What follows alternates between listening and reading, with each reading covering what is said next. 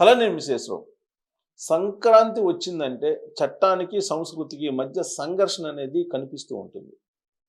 గోదావరి జిల్లాలో పండుగ సందర్భంగా పెద్ద ఎత్తున బరులను ఏర్పాటు చేశారు కోడి పందాల కోసం. మరోవైపు టెంటల్ని ఏర్పాటు చేసి కాసినోళ్ళని తలపించేలాగా అక్కడ పందాలు కాసుకునేటువంటి వాతావరణం కూడా కనిపిస్తుంది. కోడి పందాలకు భారీగా బరులను ఏర్పాటు చేశారు ఈసారి. సంక్రాంతికి పెద్ద ఎత్తున తరలి వెళ్తున్నారు గోదావరి జిల్లాల వైపు.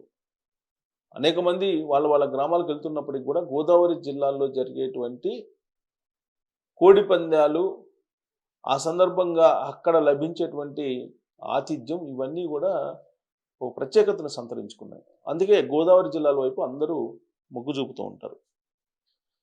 ఈ సందర్భంగా చట్టానికి, సంస్కృతికి మధ్య ఒక సంఘర్షణ, ఒక దోబూచులాట కనిపిస్తూ ఉంటుంది. ఎందుకనంటే యథాలాపంగా హైకోర్టు క్లియర్గా చెప్పింది, కోడి పందాలు వేయకూడదు, జీవహింస మంచిది కాదు, ఇలాంటివన్నీ చెప్పింది.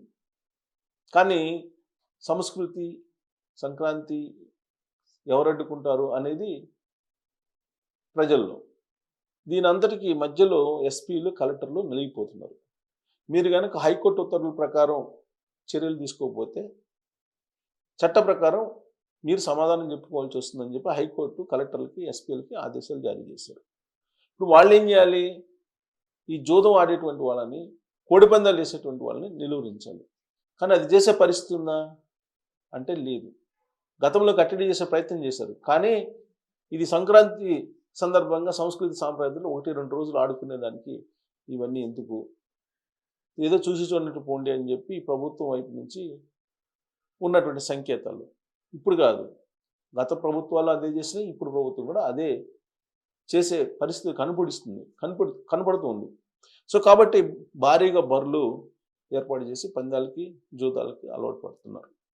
సో ఇప్పుడు ఆ బెట్టింగ్లు ఆపేటువంటి బాధ్యతను కలెక్టర్లకి, ఎస్పీలకి అప్పచెప్పారు. మరి వాళ్ళు ఆపగలరా అని అంటే ఆపలేనటువంటి పరిస్థితి ఉందని చెప్పి ఎవరైనా చెప్పచ్చు. ఇంతకీ హైకోర్టు ఏం చెప్పింది తాజాగా అనేది చూద్దాం. హైకోర్టు క్లియర్గా ఏం చెప్తోంది ఇక్కడ చూడండి. హైకోర్టు ఇచ్చినటువంటి డైరెక్షన్, జూదా, జంతు హింస నిరోధక చట్టాలను కఠినంగా అమలు చేయండి. కోడి పందాల నేపథ్యంలో హైకోర్టు ఉత్తర్వులు, బరులపై సమాచారం అందితే వెంటనే చర్యలు తీసుకోండి.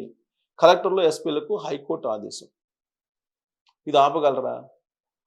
సంక్రాంతి సందర్భంగా కోడి పందాల నిర్వహణ నేపథ్యంలో జంతు హింస నిరోధక చట్టం 1960, దీని ప్రకారం ఏపీ జూద నిరోధక చట్టాలను కఠినంగా అమలు చేయాలని ధర్మాసనం గతంలో ఇచ్చిన ఆదేశాలకు అనుగుణంగా చర్యలు తీసుకోవాలని అన్ని జిల్లాల కలెక్టర్లకు, అలాగే ముఖ్యంగా తూర్పుగోదావరి, పశ్చిమ గోదావరి, కృష్ణా, గుంటూరు జిల్లాల కలెక్టర్లకు హైకోర్టు ఆదేశించింది. బరుల గురించి సమాచారం అందితే వెంటనే చర్యలు తీసుకోవాలని కలెక్టర్లు, ఎస్పీలకు స్పష్టం చేసింది. అవసరమైతే 144 సెక్షన్ విధించాలని పేర్కొంది. కోడి పందాల ఉపకరణాలు, జోదంలో పట్టుబడిన సొమ్మును స్వాధీనం చేసుకోవాలంది. తమ మార్గదర్శకాలను ఉల్లంఘిస్తే చర్యలు తీసుకునే స్వేచ్ఛ పోలీసులకు ఉంటుందని తెలిపింది. హైకోర్టు న్యాయమూర్తి జస్టిస్ వెంకట జ్యోతిర్మయి ఈ నెల 8న ఈ మేరకు ఉత్తర్వులు ఇచ్చారు.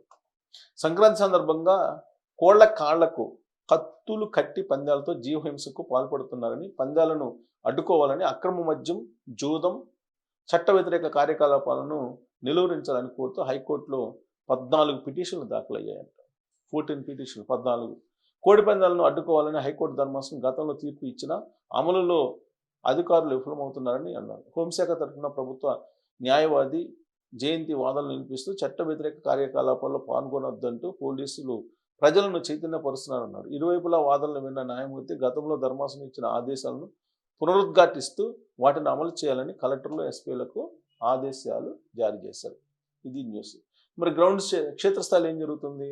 క్షేత్రస్థాయిలో ఏం జరుగుతుందని చూద్దాం. ఇది క్షేత్రస్థాయిలో జరుగుతుంది. ఏంటి క్షేత్రస్థాయిలో భారీగా ఏర్పాట్లు చేస్తున్నారు. దేనికి? సంక్రాంతి కోసం ఏర్పాట్లు చేస్తూ ఇక్కడ చూడండి, ఇదిగోండి రిపోర్ట్ పేపర్. పల్లెకి పోదాం చలో. హైదరాబాద్ నుంచి ఏపీకి సంక్రాంతి ప్రయాణాలు కిటకిటలాడుతున్న జాతీయ కోడి పందాలను అడ్డుకోండి. హైదరాబాద్ శివారులో పందాలు. హైదరాబాద్లో కూడా ఉంది. సంక్రాంతి వచ్చిందంటే అసలు హైదరాబాద్ నగరం ఇదంతా ఉంది. జంతు హింస, కోడి పందాలు ఇవన్నీ హైకోర్టు ఒప్పుకోవట్లేదు. కానీ పెద్ద ఎత్తున బరులను ఏర్పాటు చేశారు.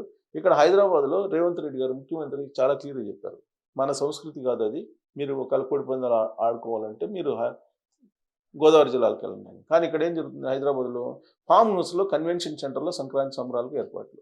ఇక్కడ విచిత్రం, హైదరాబాద్లో పార్టీలు పేకాట స్థావరాలకు సంక్రాంతి వచ్చిందంటే చాలు హైదరాబాద్ నగరం సగానికి పైగా ఖాళీ అవుతుంది. కొంతమంది హైదరాబాద్లోని సంక్రాంతి సంబరాలను ఘనంగా నిర్వహిస్తున్నారు. నగర శివారు ప్రాంతాలైన కీసర, హయత్ నగర్, మహేశ్వరం, మొయినాబాద్ తదితర ప్రాంతాల్లో పందెం కోళ్లను పెంచుతున్నారు. బెట్టింగ్ రాయిళ్లు ఏపీలోని సంబరాలకు ఏమాత్రం తీసుకోకుండా కోళ్ల పందాలు, పేకాట శిబిరాలు, డ్యాన్సులు, రేవు పార్టీలు వంటివి నిర్వహించి ఎంజాయ్ చేస్తున్నారు. జనసమ్మర్దం ఉన్న ప్రాంతాల్లో కాకుండా రహస్యంగా నగర శివార్లలోని ఫామ్ హౌస్లు, ప్రైవేట్ కన్వెన్షన్ సెంటర్లు, వ్యవసాయ క్షేత్రాల్లో ఏర్పాటు చేసుకుంటున్నారు. ఇటీవల మొయినాబాద్ పరిధిలోని ఫామ్ హౌస్లో పందెం కోళ్లతో బెట్టింగ్ నిర్వహిస్తున్న వారిని సైబరాబాద్ పోలీసులు పట్టుకున్నారు. ఆ తర్వాత పట్టుకున్న కోళ్లను రాజేంద్ర నగర్ కోర్టులో వేలం వేయగా ఒక్కో కోడి 2,300 పలికింది. కొంతమంది నిర్వాహకులు శివారు ప్రాంతాల్లోని ఫామ్ హౌస్లకు అడ్డగా చేసుకొని సంక్రాంతి పార్టీలు, పేకాట స్థావరాలు నిర్వహించడానికి సన్నద్ధమవుతున్నారు. వాట్సాప్ గ్రూపుల ద్వారా స్నేహితులను, పేకాట రాయిలను ఆహ్వానిస్తారు. కొంతమంది నిర్వాహకులు ఆహుతుల కోరిక మేరకు కోళ్ల పందాలను సైతం నిర్వహిస్తున్నట్లు తెలుస్తుంది. నగర శివారులలో పందెం కోళ్ల సంస్కృతి పెరిగిపోతుండటంతో పోలీసులు అప్రమత్తం అయ్యారు. ఫామ్ హౌస్లు, వ్యవసాయ క్షేత్రాలు, కన్వెన్షన్ సెంటర్లపై పోలీసులు ఫోకస్ పెట్టినట్టు తెలుస్తుంది. ఇది న్యూస్ ఏది హైదరాబాద్లో. సో కాబట్టి హైదరాబాద్లో ఈ గోదావరి సంస్కృతి, గోదావరికి సంబంధించినటువంటి కోడి పందాలు, లేదంటే బెట్టింగ్, ఇవన్నీ కూడా ఇప్పుడు హైదరాబాద్ శివార్లో కూడా వచ్చాయి. హైదరాబాద్ శివార్లోని ఫామ్ హౌస్ కానీ, వ్యవసాయ క్షేత్రాలు కానీ, ఈ రేవు పార్టీలు ఇవన్నీ కూడా సంక్రాంతి సందర్భంగా జరుగుతుంది. లాస్ట్ టైం సంక్రాంతిలో అప్పట్లో వైఎస్ఆర్ కాంగ్రెస్ పార్టీ ఉన్నప్పుడు క్యాసినోస్ని కూడా ఏర్పాటు చేశారు. అయితే ఇప్పుడు కాసినోస్ని ఏర్పాటు చేయట్లేదు, కానీ దానికి తలకు తన్నేలాగా కోడి పందాలు, జోదము, వీటికి సంబంధించి బరులను పెద్ద ఎత్తున ఏర్పాటు చేశారు. కొంతమంది హెలికాప్టర్లో కూడా ఇతర ప్రాంతాల నుంచి వచ్చేటువంటి అవకాశం ఉందని చెప్పి అంటున్నారు. సో హైకోర్టు చెప్పిన దాన్ని కలెక్టర్లు, ఎస్పీలు ఇంప్లిమెంట్ చేయడానికి అవకాశం ఉందా? క్షేత్రస్థాయిలో కనుక మనం రిపోర్ట్స్ని అబ్జర్వ్ చేస్తే అంటే లేవు అనేది అర్థమవుతుంది. మరి ఉన్నాయని మీరు అనుకుంటున్నారా? ట్రోల్ చేయొచ్చు. Thank you.